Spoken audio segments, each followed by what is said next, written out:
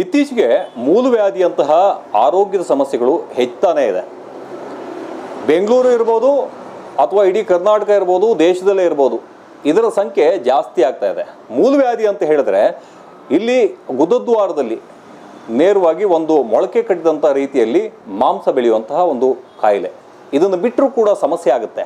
ಈ ಸಮಸ್ಯೆಗೆ ಪರಿಹಾರ, ಶಾಶ್ವತ ಪರಿಹಾರ, ಚಿಕಿತ್ಸೆಯ ವಿಧಾನ ಎಲ್ಲವನ್ನೂ ಹೇಳೋದಕ್ಕೆ ನಮ್ಮ ಜೊತೆ ವೈದ್ಯರಾಗಿರ್ತಕ್ಕಂಥ ನೂರುಲ್ಲಾ ಅವರಿದ್ದಾರೆ. ಅವ್ರನ್ನೇ ಮಾತಾಡ್ತಾ ಹೋಗೋಣ. ಸರ್ ನಮಸ್ತೆ. ನಮಸ್ತೆ. ಸರ್, ಯಾವ ರೀತಿಯಾದಂತಹ ಸಮಸ್ಯೆಗಳು ಬರ್ತವೆ? ಈ ಮೂಲವ್ಯಾಧಿ ಅಂದರೆ ಏನು?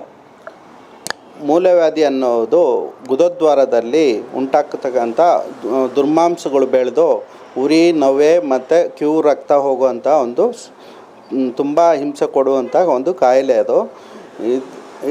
ಇದು ಮೂಲವ್ಯಾಧಿ ತುಂಬ ಸರ್ವೇ ಸಾಮಾನ್ಯ ಆಗಿದೆ ಈಗ ಜನಸಾಮಾನ್ಯರಲ್ಲಿ. ಇದಕ್ಕೆ ಆಹಾರ ಪದ್ಧತಿ, ಕೆಲಸ ಮಾಡುವ ವಿಧಾನ ಇವೆಲ್ಲ ಕಾರಣ ಆಗಿರುತ್ತೆ. ಇದರಲ್ಲಿ ಬೇರೆ ಬೇರೆ ವಿಧ ಇದೆ. ಅದು ಸರ್, ಈಗ ಈ ಮೂಲವ್ಯಾಧಿ ಅನ್ನೋದು ಬಂದಾಗ ಯಾವ ರೀತಿಯಾದಂಥ ಸಫರ್ ಪಡ್ತಾರೆ ಒಬ್ಬ ಏನು ರೋಗಿ? ಇದು ಒಂಥರ ನರಕಯಾತನೆ ಅನ್ಬೇಕು ನಮ್ಮ ಹತ್ರ ಬರೋರು. ಇದರಲ್ಲಿ ನೋವು ಅನ್ನೋದು ಎಂಥ ತುಂಬ ಹಿಂಸೆ ಆಗುತ್ತೆ. ಮನುಷ್ಯ ನೊಂದೋಗ್ತಾನೆ. ತುಂಬ ಜನ ಆತ್ಮಹತ್ಯೆ ಮಾಡ್ಕೊಳ್ಳೋ ಒಂದು ಮಟ್ಟಕ್ಕೂ ಹೋಗಿರ್ತಾರೆ. ಈ ನೋವು ಅಷ್ಟು ವಿಚಿತ್ರವಾಗಿರುತ್ತೆ. ಇದು ಮೂಲವ್ಯಾಧಿಯಲ್ಲಿ ಬೇರೆ ಬೇರೆ ವಿಧಾನದಲ್ಲಿ ಬೇರೆ ಬೇರೆ ಸಿಂಪ್ಟಮ್ಸ್ ಬರ್ತಾ ಇರುತ್ತೆ. ಅದು ಉರಿ ಆಗಿರ್ಬೋದು, ರಕ್ತ ಹೋಗೋದಿರ್ಬೋದು, ತುಂಬ ನೋವಾಗೋದಿರ್ಬೋದು, ಕ್ಯೂ ಹೋಗೋದಿರ್ಬೋದು. ಈ ಥರ ಎಲ್ಲ ಥರ ಸಮಸ್ಯೆ ಬರ್ತಾ ಇರುತ್ತೆ. ಇದು ತಜ್ಞ ವೈದ್ಯರಲ್ಲಿ ಹೋಗಿ ತಜ್ಞ ಚಿಕಿತ್ಸೆ ತೊಗೊಂಡ್ರೆ ಹುಷಾರಾಗುತ್ತೆ. ಎಷ್ಟು ವಿಧಗಳಿದ್ದಾವೆ ಇದರಲ್ಲಿ? ಈ ಒಂದು ಮೂಲವ್ಯಾಧಿ ಅಂತ ಸಮಸ್ಯೆ ಏನಿದೆ, ಆ ಸಮಸ್ಯೆ ಎಷ್ಟು ವಿಧದಲ್ಲಿ ಬರುತ್ತೆ? ಮೂಲವ್ಯಾಧಿ ಅನ್ನೋದು ಒಂದು ಮೊಳಕೆ ಕಾಯಿಲೆ ಅಂತ ಹೇಳ್ತೀವಿ ಹಳ್ಳಿ ಭಾಷೆಯಲ್ಲಿ.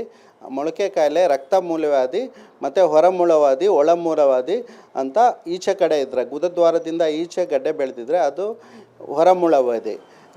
ಗುದದ್ವಾರದ ಒಳಗಡೆ ಇದ್ದರೆ ಅದು ರಕ್ತ ಮೂಲವ್ಯಾಧಿನೂ ಆಗಿರ್ಬೋದು, ದುರ್ಮಾಂಸಗಳು ಬೆಳೆದಿರುತ್ತೆ. ಇದು ಎಲ್ಲ ಮೂಲವ್ಯಾಧಿನೇ ಆಗಿರೋದಿಲ್ಲ. ಇದರಲ್ಲಿ ಕೆಲವೊಂದು ಕ್ಯಾನ್ಸರ್ ರಿಲೇಟೆಡ್ ಸಿಂಪ್ಟಮ್ಮು ಇರುತ್ತೆ. ಅದು ತಜ್ಞ ಚಿಕಿತ್ಸೆ ಡಯಾಗ್ನೋಸ್ ಮಾಡಿ ಅದಕ್ಕೆ ಬಯೋಪ್ಸಿ ಟೆಸ್ಟ್ ಎಲ್ಲ ಮಾಡಿ ಪರಿಹಾರ ಕಂಡ್ಕೋಬೋದು. ಮತ್ತು ಫಿಶರ್ ಅನ್ನೋದಿರುತ್ತೆ. ಆ ಮೂಲವ್ಯಾಧಿ ಗಡ್ಡೆಗಳು ಅಡ್ಡ ಬಂದಿರೋದ್ರಿಂದ ಮೋಷನ್ ಗಟ್ಟಿ ಆಗುತ್ತೆ. ಗಟ್ಟಿ ಆದಾಗ ಅಲ್ಲಿ ಚರ್ಮ ಸೀಳಿಕೆ ಆಗಿಬಿಟ್ಟು ಗುದದ್ವಾರದಲ್ಲಿ ಅದು ತುಂಬ ಉರಿ ಆಗುತ್ತೆ, ರಕ್ತನೂ ಹೋಗುತ್ತೆ. ಫಿಶರ್ ಅನ್ನೋದು. ನೆಕ್ಸ್ಟ್ ಕಾಯಿಲೆ ಪಿಸ್ತೂಲ ಅನ್ನೋದಿರುತ್ತೆ. ಅದು ಭಗಂಕುರ ಅಂತಾರೆ ಕನ್ನಡದಲ್ಲಿ. ಆ ಪಿಸ್ತೂಲ ಬಂದು ಒಂದು ಮಡುವೆ ಥರ ಒಂದು ಗುಳ್ಳೆ ಆಗಿಬಿಟ್ಟು ಆ ಗುಳ್ಳೆ ಒಡೆದು ಕ್ಯೂ ಬರೋದು ಇರ್ತದೆ. ಅದು ನೋವು ಅಷ್ಟೊಂದು ಇರೋದಿಲ್ಲ, ಬಟ್ ತುಂಬ ಸ್ಲೋ ಪಾಯ್ಸನ್ ಥರ ಇದಾಗುತ್ತೆ. ಇದಕ್ಕೆಲ್ಲ ಬೇರೆ ಬೇರೆ ರೀತಿಯ ತಜ್ಞ ಚಿಕಿತ್ಸರಿದ್ದಾರೆ. ಅವ್ರ ಹತ್ರ ಹೋದರೆ ಪರಿಹಾರ ಕಂಡ್ಕೋಬೋದು. ಇನ್ನು ಚಿಕಿತ್ಸೆಯ ವಿಚಾರಕ್ಕೆ ಬಂದರೆ, ಈಗ ಮೂಲವ್ಯಾಧಿ ಅಂತ ಹೇಳಿದ್ರೆ ಸಾಕಷ್ಟು ನೋವನ್ನು ಅನುಭವಿಸ್ತಾ ಇರ್ತಾರೆ ರೋಗಿ. ಇಂತಹ ಸಮಸ್ಯೆ ಬಂದಾಗ ನೇರವಾಗಿ ಯಾವ್ಯಾವ ರೀತಿಯ ಚಿಕಿತ್ಸೆಗೆ ಒಳಪಡ್ಬೋದು? ಇದರಲ್ಲಿ ಪ್ರಾಥಮಿಕವಾಗಿ ಮೂಲವ್ಯಾಧಿ ಶುರುವಾಗಿದ್ದರೆ ನಾವು ಊಟ ಮಾಡೋ ಪಥ್ಯ ಇರೋದ್ರಿಂದ ಕಂಟ್ರೋಲ್ ಮಾಡ್ಕೋಬೋದು. ನೀರು ಜಾಸ್ತಿ ಕುಡಿಬೇಕು, ನಾರಿನ ಪದಾರ್ಥ, ತರಕಾರಿಗಳು ಅವೆಲ್ಲ ಜಾಸ್ತಿ ತಿನ್ನಬೇಕು. ಮತ್ತು ಎಕ್ಸಸ್ ಆಫ್ ಹೀಟ್ ಆಗಿರ್ತಕ್ಕಂಥ ಆಹಾರ ಪದ್ಧತಿನ ಅವಾಯ್ಡ್ ಮಾಡಬೇಕು. ಮತ್ತು ಹಣ್ಣಿನ ರಸನ ಕುಡಿಬೋದು, ಜ್ಯೂಸ್ ಎಲ್ಲ. ಈ ಥರ ಎಲ್ಲ ಪರಿಹಾರ ಇದೆ. ಸ್ಟಾರ್ಟಿಂಗಲ್ಲಿದ್ದರೆ ಅದು ಕಂಟ್ರೋಲ್ ಮಾಡ್ಕೋಬೋದು. ಇದು ಹೋಮ್ ರೆಮಿಡೀಸು, ಮನೆಯಲ್ಲೇ ನಾವು ಚಿಕಿತ್ಸೆ ಮಾಡ್ಕೋಬೋದು. ಇದರಲ್ಲಿ 3rd ಡಿಗ್ರಿ ಮತ್ತು 4th ಡಿಗ್ರಿ ಅದು ರಕ್ತ ಸುರಿಯೋ ಥರ ಮಟ್ಟಕ್ಕೆ ಹೋಗಿದರೆ ಅದು ತಜ್ಞ ವೈದ್ಯರಲ್ಲಿ ಹೋದರೆ ಅವರು ಆ ಕಾಯಿಲೆಗೆ ತಕ್ಕಂತೆ, ಫಾರ್ ಎಕ್ಸಾಂಪಲ್ಲು ನಮಗೆ ಇದು ಶಾರಕ್ಷೂತ್ರ ಅಂತ ಒಂದು ಮೆಥಡ್ ಇದೆ ಆಯುಷ್ ಪದ್ಧತಿಯಲ್ಲಿ. ಆ ದಾರದ ಒಂದು ಮೆಡಿಷನ್ ದಾರನ ಅಲ್ಲಿ ಟೈ ಮಾಡೋದು, ಅದು ಕರಗಿಸ್ಬಿಡ್ತೀವಿ. ಅದರಲ್ಲಿ ತುಂಬ ಶಾಶ್ವತ ಪರಿಹಾರ ಕಾಣ್ಬೋದು. ಮತ್ತು ಕ್ರಯೋಸರ್ಜರಿ ಅಂತಿದೆ. ಅದು ಸರ್ಜರಿ ಥ್ರೂ ಟ್ರೀಟ್ಮೆಂಟ್ ಮಾಡ್ತಾರೆ, ಸರ್ಜನ್ ಮಾತ್ರ ಮಾಡ್ತಾರೆ. ಅದು ನೆಕ್ಸ್ಟ್ ಪರಿಹಾರ ಅದಕ್ಕೆ ಈಗ ಇತ್ತೀಚೆಗೆ ಆಧುನಿಕವಾಗಿ ಲೇಸರ್ ಟ್ರೀಟ್ಮೆಂಟ್, ಲೇಸರ್ ಚಿಕಿತ್ಸೆ ಅನ್ನೋದಿದೆ. ಅದು ತುಂಬ ಈಸಿ ಮತ್ತು ಪೇಯ್ನೂ ಇರೋದಿಲ್ಲ. ಅದಕ್ಕೆ ತಜ್ಞ ವೈದ್ಯರು, ಲೇಸರ್ ಎಕ್ಸ್ಪರ್ಟ್ ಇರ್ತಕ್ಕಂಥ ತಜ್ಞ ವೈದ್ಯರ ಹತ್ರ ಹೋಗಿ ಪರಿಹಾರ ಕಂಡ್ಕೋಬೇಕು. ಮತ್ತು ಲೇಸರು ತುಂಬ ಒಂದು ಸ್ವಲ್ಪ ಕಾಸ್ಟ್ಲಿ ಇರುತ್ತೆ ಟ್ರೀಟ್ಮೆಂಟು. ಚಿಕಿತ್ಸಾ ವೆಚ್ಚ ಜಾಸ್ತಿ ಇರುತ್ತೆ. ಕ್ಷಾರಕ್ಷೂತ್ರ ಅದೆಲ್ಲ ಎಲ್ಲ ಕಡೆ ಒಂದು 10ರಿಂದ 15,000 ರೂಪಾಯಿ ಒಳಗಡೆ ಟ್ರೀಟ್ಮೆಂಟ್ ಮಾಡೋವಂಥದ್ದು ಇರುತ್ತೆ. ನೂರುಲ್ ಅವರೇ, ಇನ್ನೊಂದು ಸಮಸ್ಯೆ, ಈಗ ಈ ರೀತಿಯಾದಂಥ ಒಂದು ಮೂಲವ್ಯಾಧಿ ರೋಗ ಬಂತು ಅಥವಾ ಈ ರೀತಿಯಾದ ಸಮಸ್ಯೆಗಳನ್ನು ಅನುಭವಿಸ್ತಾ ಇದ್ದಾರೆ ಅಂತ ಹೇಳಿದ್ರೆ, ಇದಕ್ಕೆ ನಿಜವಾಗ್ಲೂ ಏನು ಸಮಸ್ಯೆಗಳು, ಯಾವ ಒಂದು ಕಾರಣದಿಂದ ಇದು ಬರ್ತಾ ಇದೆ?